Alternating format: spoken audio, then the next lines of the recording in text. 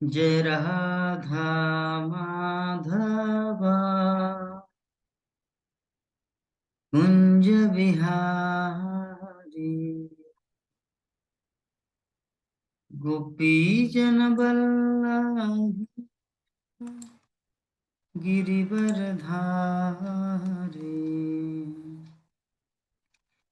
यशोदानंदन ब्रज जनरंजना यमुना तीरा वनचारी जय राधा माधवा कुंज बिहारी गोपीजन वल्लभ गिरिवरधारी यशोदानंदन ब्रज जनरंजना यशोदानंदन ब्रज जनरंजना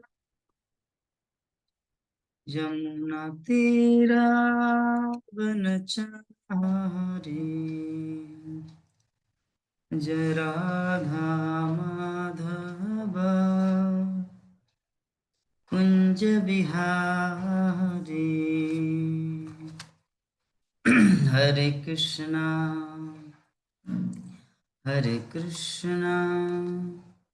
कृष्ण कृष्ण हरे हरे हरे राम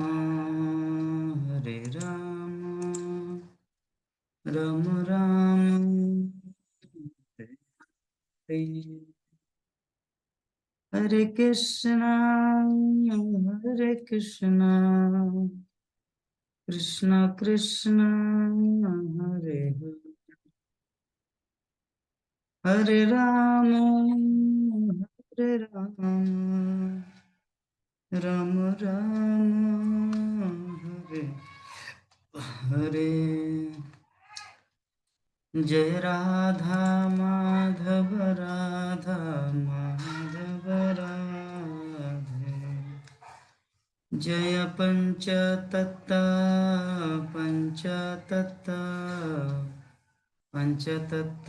जय पंचतत्त जय गौरनिताय जय गौरनिताय निताय गौर हरि बोल हरि बोल जय नृसिंहदेव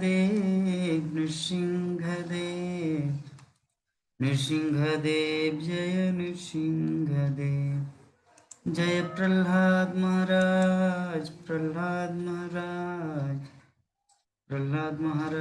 जय प्रहलाद महाराज जय जय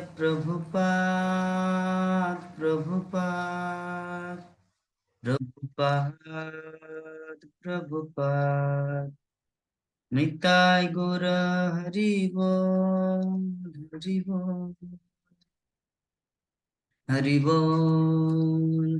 बोल जय हरिनाम संकीर्तन की जगत गुरु शिल प्रभुपाद की ग्रंथराज श्रीमद् भागवत महापुराण की अनंत कोटि वैष्णव भक्त बिंद की समवेत गौर भक्त बिंद की निताय गौर प्रेमानंदे हरि हरि बोल ओम अज्ञानतिमिरन्धस्य ज्ञानञ्जनशलाकया चक्षुरुन्मिलितं येन तस्मै श्रीगुरुवे नमः श्रीचैतन्यमनोभीष्टं स्थापितं येन भूतले स्वयं रूप कदा मह्यं ददाति शपदान्तिकम् वन्देऽहं श्रीगुरु श्रीयुतपदकमलं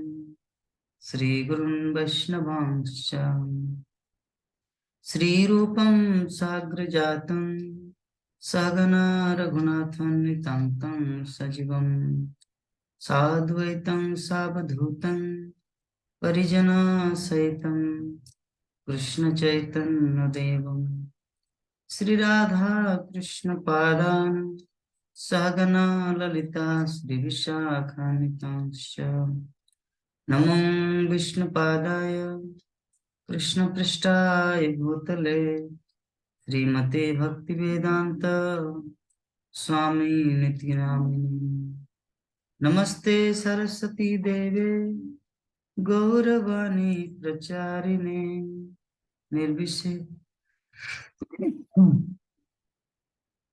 शून्यवादी पाश्चात्य देशतारिणे हे कृष्णा करुणा सिंधु दीनबंधु जगतपते गोपिश गोपिका कांत राधा कांत नमस्ते तप्त कांचन गौरांगी राधे वृंदावनेश्वरी वृषभानुसुते देवी प्रणमामि हरिप्रिये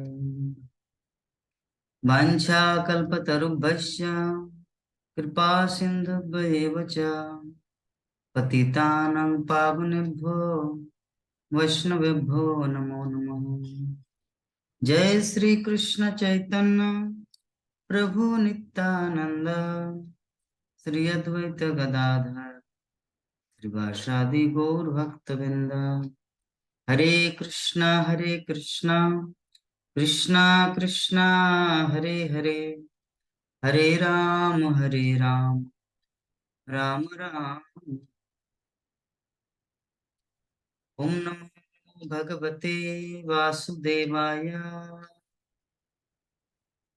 ओम नमो भगवते वासुदेवाय ओम नमो भगवते वासुदेवाय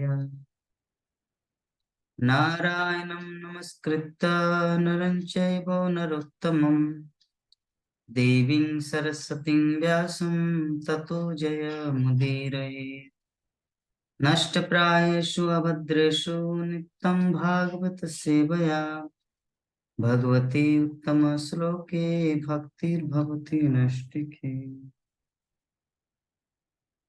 तमादिदेवं करुणानिधानं तमालवर्णं सुहितावतारम् अपार संसार समुद्र सेतु भजामः भागवत स्वरूपम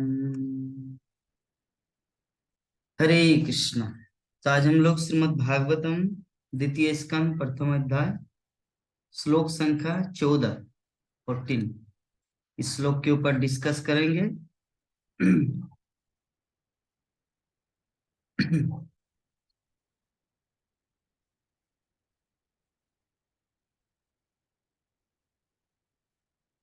तवाप्येतर्हि कौरव सप्ताहं जीवितावधि उपकल्पय तत्सर्वं तावदत्साम्प्रदायिकम्।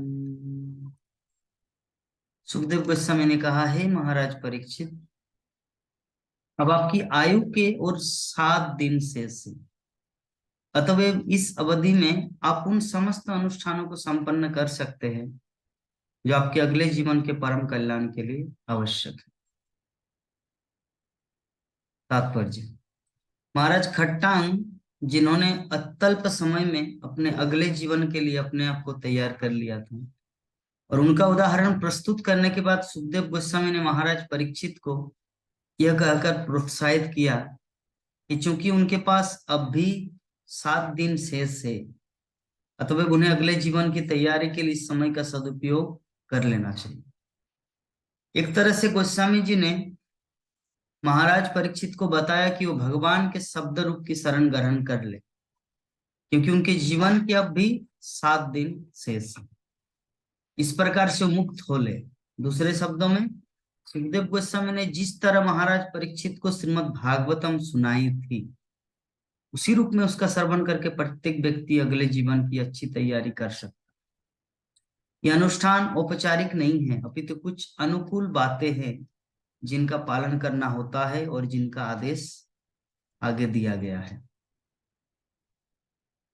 तो हम लोग श्रीमद् भागवतम के ये जो टॉपिक चल रहा है अभी, परीक्षित महाराज सुखदेव गोस्वामी के चरणों में आके आत्मसमर्पित हुए हैं और परीक्षित महाराज बोलना चाह रहे कि हे प्रभु, मेरे पास तो ओनली 7 दिन का समय है, क्योंकि ब्राह्मण पुत्र श्रृंगी ऋषि मुझे श्राप दिए ताकि मैं 7 दिन के अंदर तक्षक नाग मुझे दंशन करे और मैं अपने शरीर को त्याग दूं। तो मुझे इतना तो पता है कि मनुष्य जीवन का अर्थ है अपने जीवन को सार्थक करना, भगवान श्री कृष्ण को प्राप्त करना। तो अब मैं क्या करूं जिससे मेरा जीवन सफल हो जाए और भगवान श्री कृष्ण भी मुझ पर प्रसन्न हो। तो परीक्षित महाराज की बातें सुनकर बाकी जितने सारे ऋषि मुनि वहां पर उपस्थित थे, सभी अपनी अपनी राय व्यक्त किए, लेकिन कहा जाता है कि नाना मुनि नाना मत। सभी मुनियों का अपना अपना मत होता है। तो इस कारण परीक्षित महाराज को कोई कंक्लूजन प्राप्त नहीं हुआ। तो इसी समय श्रील व्यासदेव के प्रिय पुत्र सुखदेव गोस्वामी यहाँ पर पधारे और सुखदेव गोस्वामी अभी श्रीमद् भागवतम की कथा को अभी वर्णन करने जा रहे हैं। तो सुखदेव गोस्वामी बताना चाह रहे कि मैं आपको जो ज्ञान दूंगा, जिस ज्ञान के बारे में, जिस कथा के बारे में मैं डिस्कस करूंगा, वो मेरे मन में कोई आ रहा है वो चीज मैं नहीं बोलूंगा बल्कि जो हमारे अर्थात परंपरा, गुरु परंपरा से मैंने जो सुना, अर्थात मेरे पिता श्रील व्यासदेव मुझे जो सिखाए हैं श्रीमद् भागवत, उसी को मैं आपके सामने दोहराऊंगा। और मेरे पिता वो भी अपने मन से ये श्रीमद् भागवतम नहीं लिखे, बल्कि वो भी अपने गुरुदेव श्री नारद मुनि की कृपा से ये ज्ञान को प्राप्त किया था। और नारद मुनि ब्रह्मा जी से प्राप्त किया था और ब्रह्मा साक्षात डायरेक्ट भगवान श्री कृष्ण से। इस प्रकार ये गुरु परंपरा धारा से ये जो दिव्य ज्ञान आ रहा है, वही दिव्य ज्ञान हे परीक्षित महाराज मैं आपके सामने रिप्रेजेंट, प्रतिनिधि स्वरूप वो ज्ञान को दोहराऊंगा। तो अभी भी आपका जीवन का 7 दिन समय है। खट्टांग महाराज का उदाहरण दिया, कल के श्लोक में हम लोग वर्णन किए कि अगर किसी व्यक्ति का जीवन अल्प समय में ही अगर वो कृष्ण भक्ति के लिए प्रयोग करे, अपने समय का सदुपयोग करे, तो बाकी जो किसी किसी वृक्ष का उम्र 3000 वर्ष है, कोई कोई पेड़ होता है 5000 वर्ष तक जीवित है, तो उस पेड़ से फायदा क्या है? अपने जीवन का तो सदुपयोग किया नहीं। इसीलिए समय, समय जो है, समय भगवान का एक स्वरूप है। कालोस्मि भरतर्षभ, अर्जुन, भगवान श्री कृष्ण अर्जुन को भगवत गीता में उपदेश देते हैं कि हे अर्जुन, मैं काल हूं, मैं समय हूं। तो समय को जो व्यक्ति भगवान का प्रतिनिधि समझकर उनका सदुपयोग करे, उसी व्यक्ति का जीवन सफल होता है। हम लोग जानते हैं विश्व इतिहास में जितने सारे महान महान व्यक्ति बने, सभी समय का सदुपयोग किया, कोई व्यर्थ समय नहीं गंवाए, सारा दिन सोए या अरे अभी तो समय है ना, क्या टेंशन है, नहीं, ऐसा किसी के मेंटेलिटी में नहीं था। जितने सारे महापुरुष हुए हमारे इतिहास में, इसीलिए समय, जो व्यक्ति समय का सदुपयोग करता है, समय भी उनको सफल बना देता है। तो भगवान श्री कृष्ण की कृपा से परीक्षित महाराज को जीवन के अंतिम क्षण में श्री सुखदेव गोस्वामी प्राप्त हुआ। और सुखदेव गोस्वामी यहाँ पर आके अभी बोलना चाह रहे हैं कि खट्टांग महाराज को जीवन का जस्ट कुछ ही मुहूर्त शेष था, एक मुहूर्त बाकी था जीवन का, और जस्ट कुछ ही क्षणों में उन्होंने भगवान श्री कृष्ण को प्राप्त किया। तो हे महाराज, आपका तो 7 दिन समय है, इसलिए आप जितने सारे अनुष्ठान करना चाहिए एक मानव को, वो सब कुछ आप 7 दिन में कर सकते हैं। तो देखिए 7 दिन में तो बाकी जो अनुष्ठान है जैसे यज्ञ करना या गुफा में जाके या तपस्या करना पहाड़ पर्वत में जाके, ये तो संभव नहीं है। लेकिन श्रीमद् भागवत कथा एक ऐसी तपस्या है, ऐसी यज्ञ विधि है कि सिर्फ श्रवण करने से ही व्यक्ति बाकी जितने सारे फल जो लाखों लाखों वर्षों में भी प्राप्त नहीं हो सकता, वो ऑटोमेटिकली हो जाता। तो श्रीमद् भागवत की इतनी महिमा सुखदेव गोस्वामी परीक्षित महाराज को वर्णन की है। तो इस प्रकार परीक्षित महाराज ने क्या किया अपने जीवन में, श्रीमद् भागवतम की शरण ग्रहण की। तो श्रील प्रभुपाद तात्पर्य में हम सबको बताना चाह रहे हैं कि प्रत्येक व्यक्ति को अपने अगले जीवन की तैयारी करने के लिए श्रीमद् भागवतम का श्रवण करना चाहिए, जैसे परीक्षित महाराज ने किया। और ये सिर्फ औपचारिक रूप से नहीं बल्कि अनुकूल बातें हैं जिनका हम लोग को पालन करना है। तो आगे वर्णन किया गया है, अंत काले तो पुरुष आगते गत स्वाध्व छिंदांग दंसन शस्त्रेण स्पृहांग देहे नुजेदत्तम। कि मनुष्य को चाहिए, क्या चाहिए, कि जीवन के अंतकाल में मृत्यु से तनिक भी भयभीत न हो, अपितु वो भौतिक शरीर से तथा उससे संबंधित सारी वस्तुओं एवं उसकी समस्त इच्छाओं से अपनी आसक्ति तोड़ ले। क्या चाहिए, यहाँ पे जो गुण का वर्णन किया गया है, सुखदेव गोस्वामी जो परीक्षित महाराज को बोल रहे कि भागवत कथा को सुनने के लिए क्वालिटी, योग्यता क्या होना चाहिए एक व्यक्ति का। और श्रील प्रभुपाद तात्पर्य हम सबको जो गाइडलाइन दे रहे कि परीक्षित महाराज सफल हुए सुखदेव गोस्वामी की बात को मानकर, तो हम लोग भी अपने जीवन में सफल होंगे। उसके लिए क्या करना है, कुछ अनुकूल बातें हैं। अनुकूल बातें क्या है, कि संसार से हम लोग को अपनी ये जो आसक्ति उसको तोड़ना है। नॉट ओनली बॉडीली, सिर्फ शारीरिक रूप से ही नहीं, मानसिक रूप से भी उस आसक्ति को तोड़ना है। आसक्ति क्या है, जो पिता है पुत्र के प्रति आसक्ति रहेगा, अपनी पत्नी के प्रति आसक्ति रहेगा, इस संसार के प्रति आसक्ति रहेगा। लेकिन जब व्यक्ति का ज्ञान होता है, दिव्य ज्ञान, ट्रांसेंडेंटल नॉलेज, कि मैं आत्मा हूं और आत्मा होने के नाते मुझे इस संसार से किसी भी चीज से कोई रिलेशन नहीं है, नॉट इवन धन दौलत परिवार बैंक बैलेंस, कुछ भी नहीं। आत्मा का सिर्फ एकमात्र संपर्क होता है कृष्ण, भगवान श्री कृष्ण। भगवान श्री कृष्ण ही आत्मा का एकमात्र संपर्क है, बाकी सब कुछ भी सभी शरीर से रिलेटेड है, देहात्म बुद्धि से रिलेटेड है। तो हम सबको इतना तो चेतना होना चाहिए कि हम ये शरीर नहीं है, तो हम आत्मा है। तो आत्मा होने के नाते हमें उस परम पुरुष भगवान श्री कृष्ण, आद्यम पुराण पुरुषम नवजौवनम च, कृष्ण की शरण ग्रहण करना है। और शरीर है मेरे पास, तो शरीर होने के कारण हम लोग इस संसार में हैं, तो इस कारण हम इसको भी भुलाया नहीं जा सकते, इसको भी हम भुला नहीं सकते।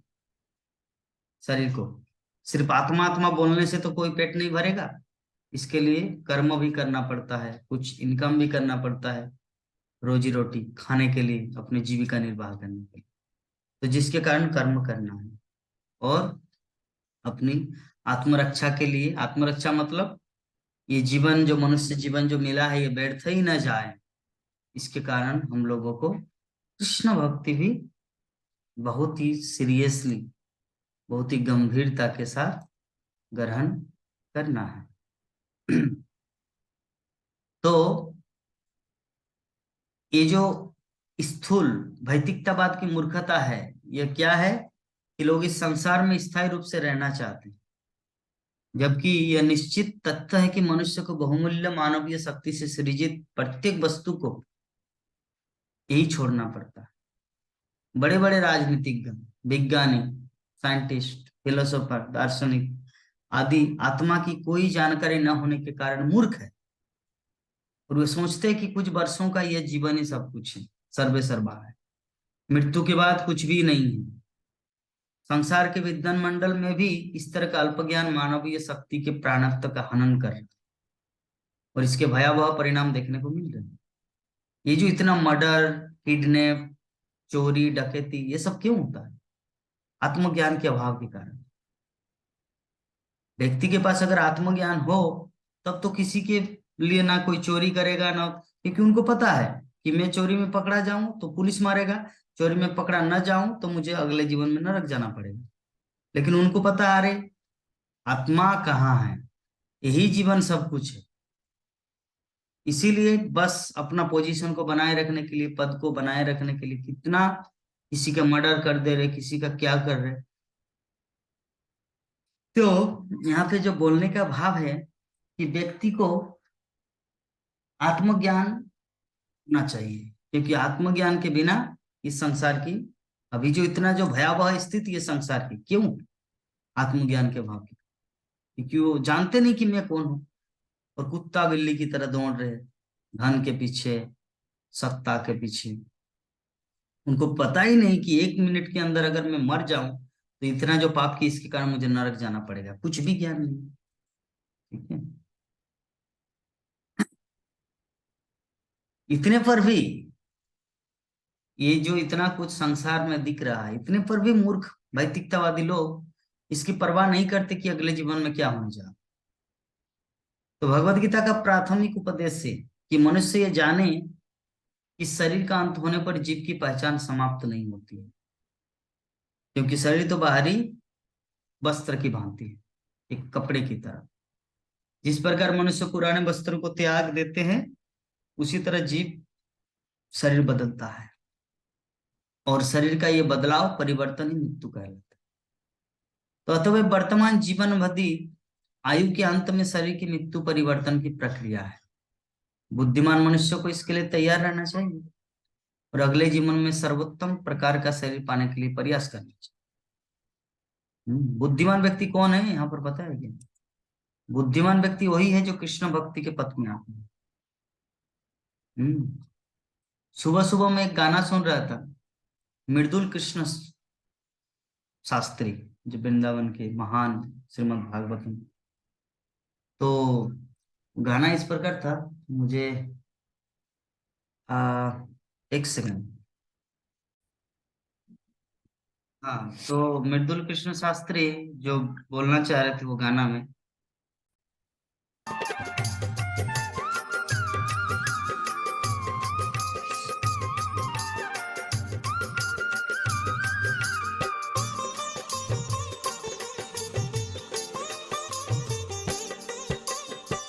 जिन जिन ने यह मोती लूटे,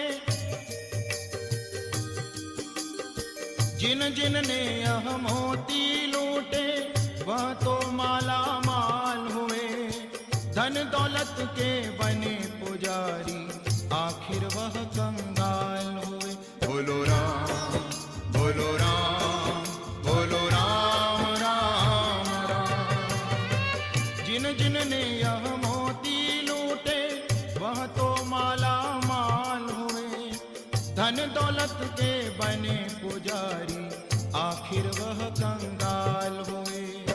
चांदी सोने वालों सुन लो, चांदी सोने वालों सुन लो, बात सुनाऊं खरी खरी। ले लो रे कोई राम का प्यारा, सुर मचाऊं गली गली। ले लो रे कोई शाम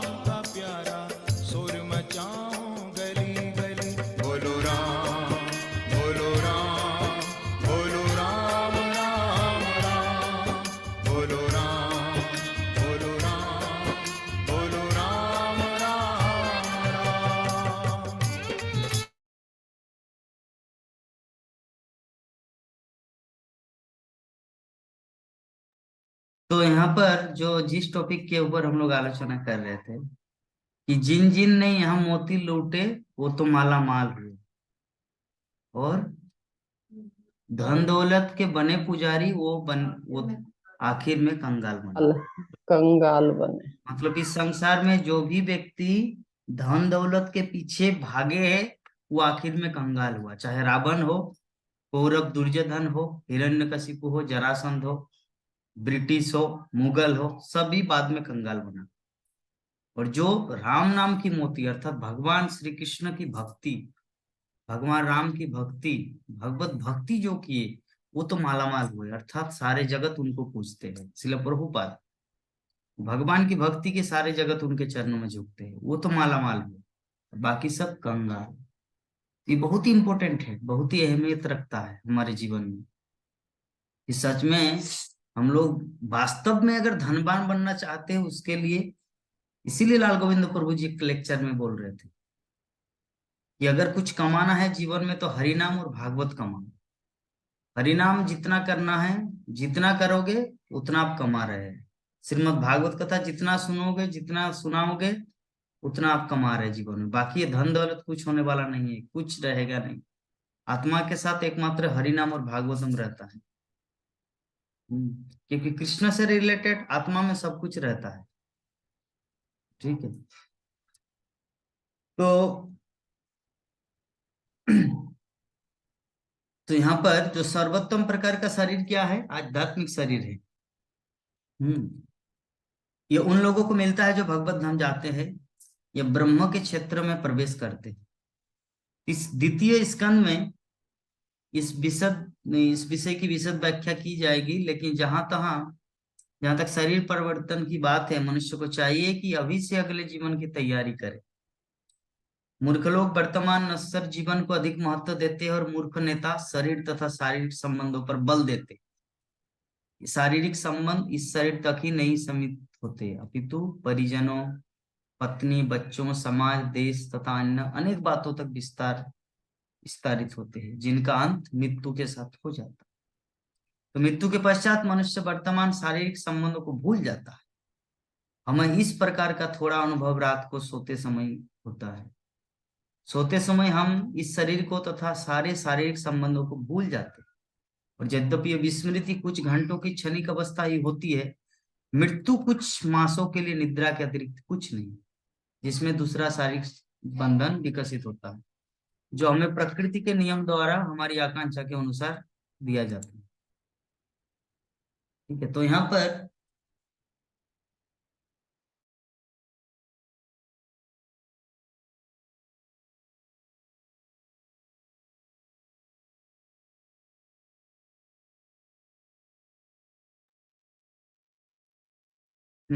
तो जो जिसके ऊपर डिस्कस कर रहे थे कि जब हम लोग रात में सो जाते हैं कुछ देर के लिए, 6 घंटा, 7 घंटा या 8 घंटा, तो उस समय हमारा ये जो वर्तमान जो शरीर में हम लोग जी रहे हैं, इस शरीर के प्रति उतना चेतना नहीं रहता। उस समय हम लोग सपनों की दुनिया में शेयर करते हैं।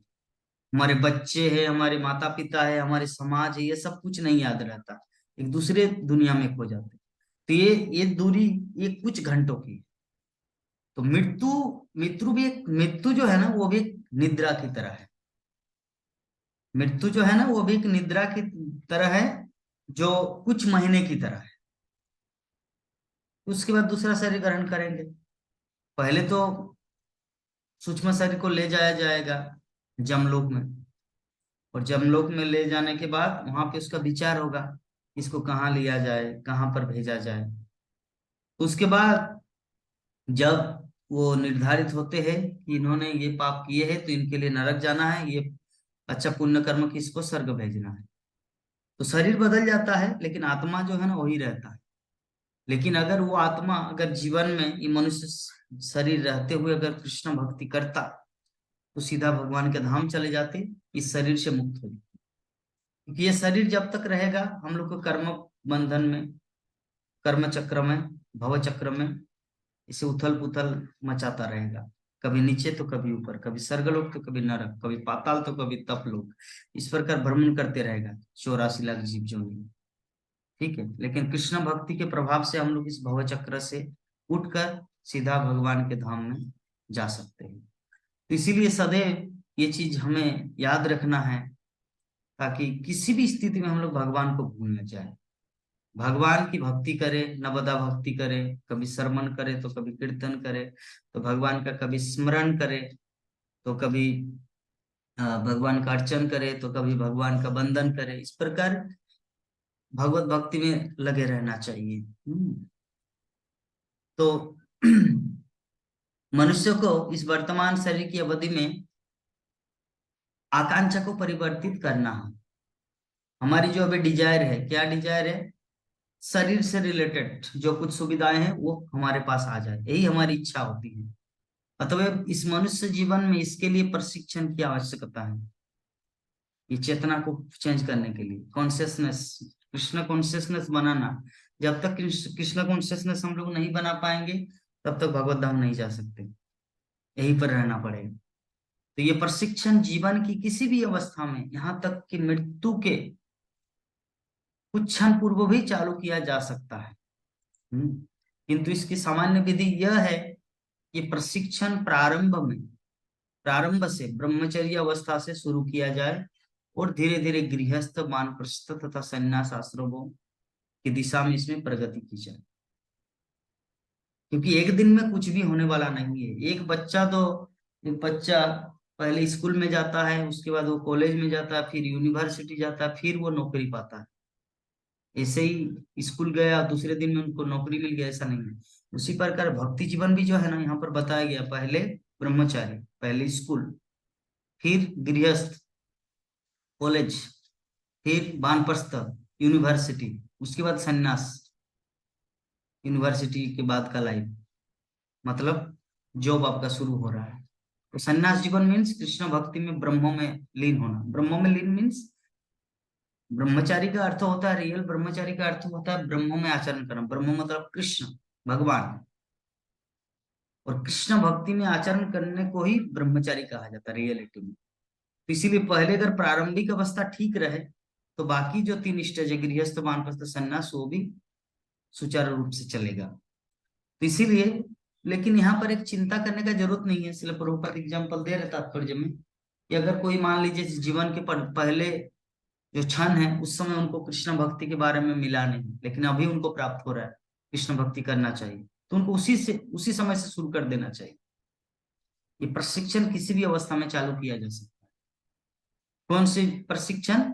कि हमारा अभी कॉन्शियसनेस इस संसार से रिलेटेड है, तो हमारी जो चिंताधारा है उसको कृष्ण चेतना में लगाना है, कृष्ण की लीला में लगाना है, भगवत लीला में लगाना है।